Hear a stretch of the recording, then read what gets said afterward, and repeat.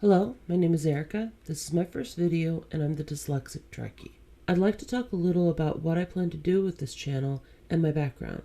First, as the title says, I'm dyslexic. I was diagnosed when I was 7 years old and started the second grade in the LD program around the same time Star Trek The Next Generation came on.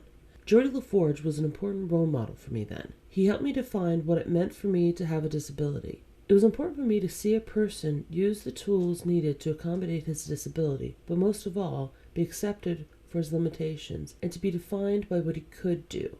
Along with being dyslexic, I'm also a proud member of the LGBT community and support transgender rights. I've worked with people with varying forms of disabilities, focusing on those relating to aging. Between being neurotypical and working with the physically disabled, I have strong ideas about disabled representation. The same goes for LGBT representation.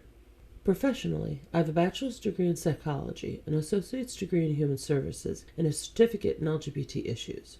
At the time of this recording, I've also worked in a short-term care mental health facility for 4 years. I've also written science fiction for over 20 years off and on. I'm presently writing a science fiction novel and I'm at the editing stage. I'd like to use my experience to analyze aspects of the Star Trek franchise. I'd like to explore how the mental health issues characters live with have motivated their actions. I should say my diagnostic skills will be limited to fictional characters, but perhaps these analyses will give some insight into how mental health can impact choices. I would also like to review episodes that are considered poorly written, inaccurate to known science, or insensitive to social issues. I welcome suggestions for both characters and episodes, but I also have specific topics I'd like to visit. Depending on how things go, I might also branch out into talking about how the franchise has handled specific groups or social issues in the past.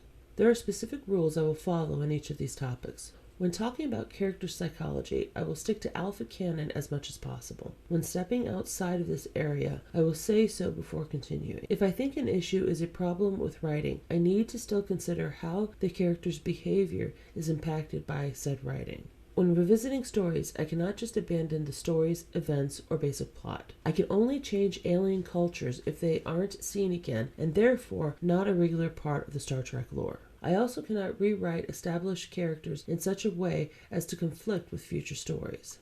This is my prime directive. Sorry, I couldn't resist. I cannot interfere with the progression of the stories or franchise in any permanent way. If someone dies, they have to die. If someone lives, they have to live. If the battle happens, it has to happen. What I can revise are aspects of how they got there. Further rules will be laid out in appropriate videos. My first project will be to analyze Captain Kathryn Janeway. I will start with the known history of Janeway, then move on to analyze episodes that show what I think either shape her mental state or are clearly impacted by her mental state. So I completely expected my cat to raise some sort of ruckus when making this video. Instead of trying to stop him, which is a fruitless effort, I wanted to incorporate him into the video. Instead, he sat quietly and watched me record. So please let me introduce you to Ensign Ray Bradbury. I'm sure he'll make his presence known whenever he feels I'm not doing a good enough job. As of now, Ray, get down from there. Sorry. He has to be the center of attention. He's a year old. Again, I'm the Dyslexic Trekkie. I hope to see you soon. Ray, say hi. You trying to find trouble? There's birds. He was trying to attack that earlier. He needs to learn there's nothing wrong with pride.